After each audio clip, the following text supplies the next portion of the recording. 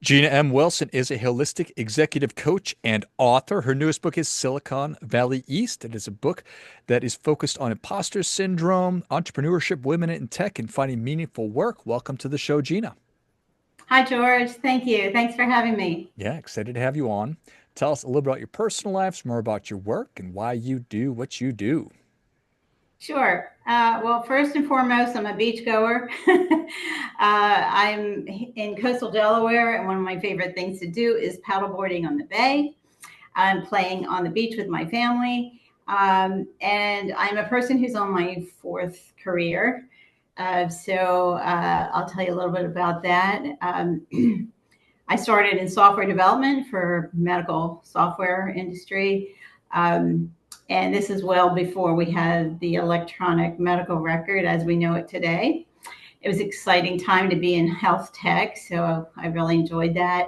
I moved into management consulting and worked as a strategist in healthcare sector for many years. Opened my own business as a consultant in that area, and after about 20 years of that, I realized I wanted a better opportunity to use my graduate degree in cognitive psychology. I landed on executive coaching.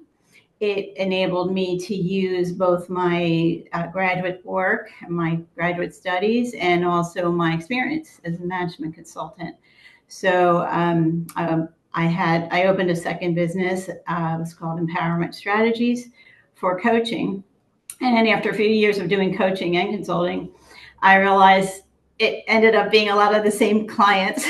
So I merged the two operations. And so today I'm running it as one. It's called System Strategies Consulting and Coaching.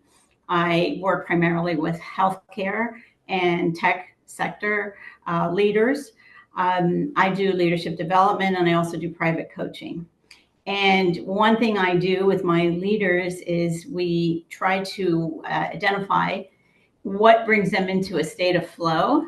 And that is this idea of being immersed in something that we choose to do, that we're skilled at, and yet it's still challenging, but that it enables us to feel energized when we're doing it. So we find this with creative types, with artists, painters, dancers, really almost any line of work, you can elicit a flow state, or things we do in our personal life, gardening, paddleboarding on the bay, that sort of thing. Whatever it is for each individual, it's a unique activity, unique to them, whether it brings flow or not. And so, interestingly enough, when I started writing my book, Skills That Build, I found that I was in a flow state. I discovered writing became an opportunity for me to experience flow. So as I coach my clients to incorporate flow into their everyday lives, in order to restore them and have them, bounce back from hardships or failures or challenges, I decided I'm going to do that too. So I became a writer. Now I am splitting my time as a coach and a writer, and I write fiction and nonfiction books. Well, I think that that is a cool thing. Was it surprising? Was it surprising to discover that you really enjoyed writing? Well, yes and no. I've always written as part of my career. I mean, particularly in consulting work, even in software development, I wrote a lot of specifications, technical writing, right? User manuals, things like that, and white papers and presentations. So I was always writing, and I liked that part of those jobs. But I didn't. It wasn't until I really sat down to start writing a book and got some training in writing. I took some courses and learned the art of fiction writing. And so that's when it really sunk in that, yeah, this is really something I need to devote more time to. And I really enjoy it. So I think I can do it. I probably never have to retire, right? I can continue to write as long as I live, really, as long as I can hold a pen or use a keyboard. Yeah, yeah. I think that there are many more books to come, so I appreciate that. It's always interesting finding your flow state, what you really Mhm. like doing. It's Mhm. sort of to me, it's like just be yourself, be your authentic self. It's not Mhm. obvious to me. How do you help people figure out what their flow state might be? So it really is a challenge for many people. In fact, we always have to go back in the calendar. We look back weeks, months, sometimes years. Unfortunately, it does take, particularly people who are most immersed in their work, high profile leaders.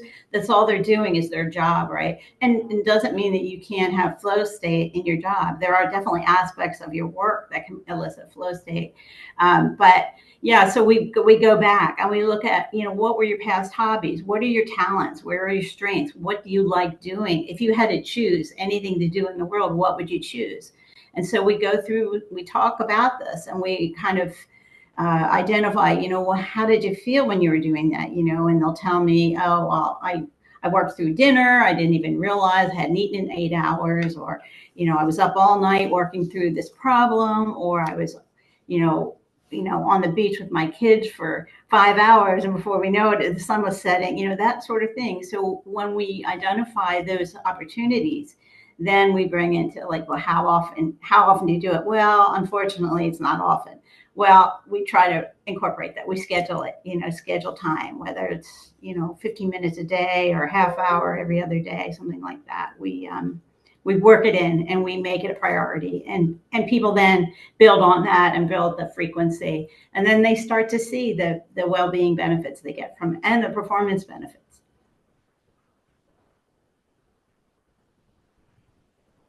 So it's not necessarily something that's going to take the place of what you're doing. It's just something that's going to add enjoyment to your life. And therefore, as a happier person, you'll do your full-time job better. Or Yeah, it's definitely an add-on, right? So you're already doing your job, right? And so by bringing this into your life on a regular basis, you're starting to develop that resilience, because it buffers us when we have that restorative value of experiencing flow. We're better able to sustain those low times, or those hardships that come about, or those stressful periods at work, because we have a respite. We also have, not only that it's a break, but it's also restorative. It gives you that energy. You come out of a flow state energized, not drained. And so this really does contribute to better performance. I imagine you talked about just finding 15 minutes a day or 30 minutes a day. Do Mhm. people feel guilty about doing this because they're like, well, that's just a fun thing. So I feel really bad about allocating time to this. Um, you know, we often look at it in terms of other people, right? And so we say, would you begrudge your wife or your husband or your adult children from doing something they enjoy? And of course, most people say no. We want them. So then it's like, well, how about yourself? Like, why not? Why not you give that same speech to yourself and try to convince yourself that this is definitely worth doing. In fact, you can work more effectively if you are regularly incorporating flow into your everyday routine. Then when you do get back to work after that 15-minute jog at lunch or whatever it is, you're more dedicated to the task at hand and more able to fully participate in it, and deliver results in a more effective way. It's almost like a little sabbatical, or that's exactly what it is. Yeah, mini vacation. That's what I call it. Take a mini vacation, right? Hmm. And maybe it isn't every day, and people are traveling and what have you, they're busy. But if it's scheduled, though, they can schedule it just like a meeting or a phone call or a Zoom or whatever. Keep it in their schedule a few times a week, and then they find that after they do it for a while, that they can find more time and do it even more frequently, which is like, even it snowballs. It becomes a very cumulative effect. What a huge unlock. If I love being at the beach or playing pickleball, and I find I do that for an hour twice a week, that I'm more productive. Well, what happens if I do this an hour 5 days a week? And then I get even more productive. And so I need to be working at my full-time job less and getting a lot more done. Mhm. Yeah. Yeah. Sometimes that is, you can do more with less, or you're just better able to apply yourself for whatever, you need to do at work or to run your business. So it's not mutually exclusive. Yeah, everybody's going to have their own experience with it, which certainly makes sense. Hmm. And the important thing, or one of the most important things, is really finding and putting it into your calendar because that makes it real. That's evidence that this is an Mhm. important thing versus just a Mhm. wish or a hope. Right. Yeah, it seems like we never get to things. At least I know that with myself, if it's not on the calendar, it doesn't happen, right? And so, so many people are time stretched. And so it's a matter of choosing, making it a priority and putting it into your calendar at the expense of something else, perhaps. But, we all have those things we tend to that we don't really need to be looking at. Maybe we just need to be focusing on the more important things. And restoring yourself is one of those. Yeah, certainly me at 100% or 85% is better than me at 40%. So, Exactly. and we talked about in the context of just kind of feeling guilty, but I imagine you're working with CEOs. These are people that have big jobs and they probably have Mhm, boards of directors. And mhm, the business case would be, I'm sure that your board would prefer you operating as close to 100% as possible. So 30 minutes or an hour a day is a good mhm, investment versus the way that you're mhm. maybe currently thinking about it.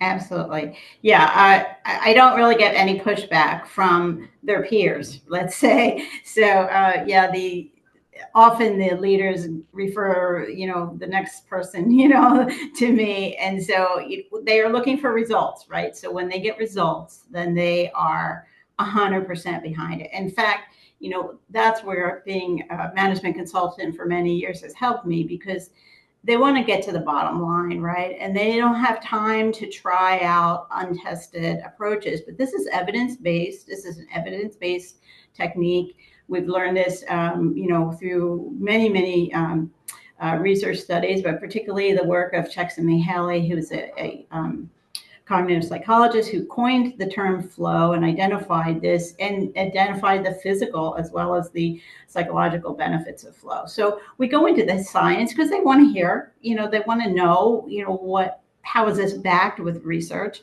and there's plenty of it out there. So yeah, I think once they start seeing results, it speaks for itself. I don't have to do a whole lot of cajoling or any of that. And what a joy then. Mm, It's like my life is so much better now. And there's exactly. evidence and I'm getting results and it's adding to the bottom line.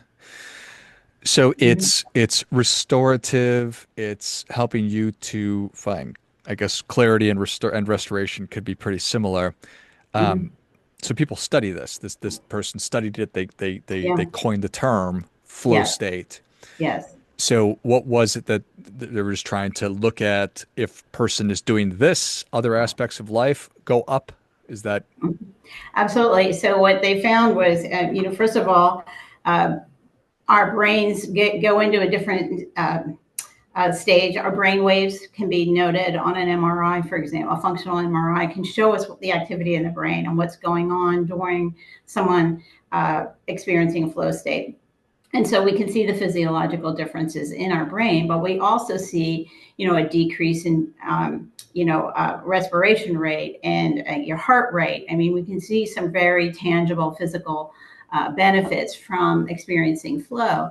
But in a workplace setting, we see things like people developing, identifying more ideas, brainstorming, coming up with new, creative, innovative solutions. Because why?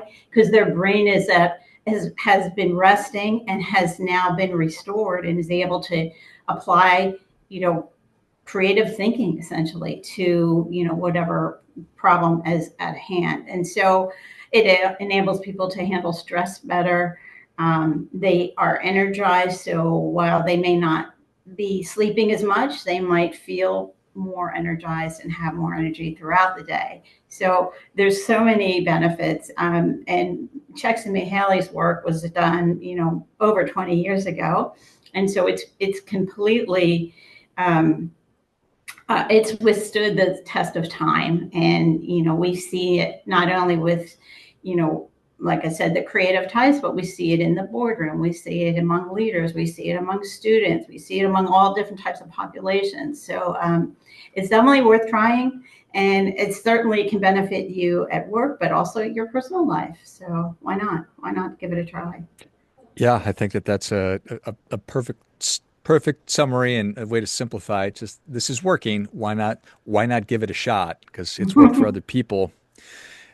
Is there a perfect cadence? Is it do it every Mhm. day, do it as much as you can? And what about on a maybe a quarterly basis? Do you recommend people to doing more extended chunks of it? Well, so the key is frequency and regularity, right? So you want to do, and some people can only, allocate X amount of hours, on a weekend or, half hour every other day or something like that. And it's okay. You start with whatever you can start with. And sometimes with initially I have to say, just try 15 minutes, get that old guitar out, dust it off, and, play a few chords, that sort of thing. Leave it in the corner of your office. And maybe if you have 15 minutes between meetings, you pick up your guitar, things like that. We start small. But the point is the regularity, and it can't be like I'll do it a lot. This it's like the weekend athlete. It's not as effective as if you're on a training program. So yeah, we try to incorporate in a regular basis, and whatever that is, whether it's once a week, you can look forward to that time, right? So it's in your calendar, it's scheduled, and you can then gear up, and then like I said, people end up allocating much more time over the course of a week as they see the benefits. I have to think that without an intervention, a consultant, a coach, that a lot of these folks, there's no chance that they'd ever do this. Well, I would hate to think of a coach as intervening, but a coach is a support partner. So the accountability in coaching is what helps people do it, because we go over the calendar. We look at the calendar, and I see that it's always every minute is booked. Which is another story in itself. We talk about giving yourself a break, but in any case, they are accountable when they come to coaching, so they are more able to comply, I'd say, with the support of a coach. And it is a partnership, of course. And so, yeah, yeah, they do it. They do it. Believe it or not, they do it. But you have to have that commitment to go to coaching, right? So some people, they decide it's not for them.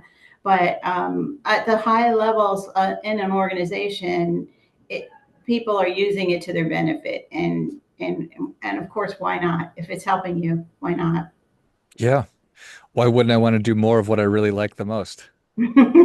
Exactly. Maybe it's podcasting, right? Sure. Podcasting, writing, gardening, whatever. Yep.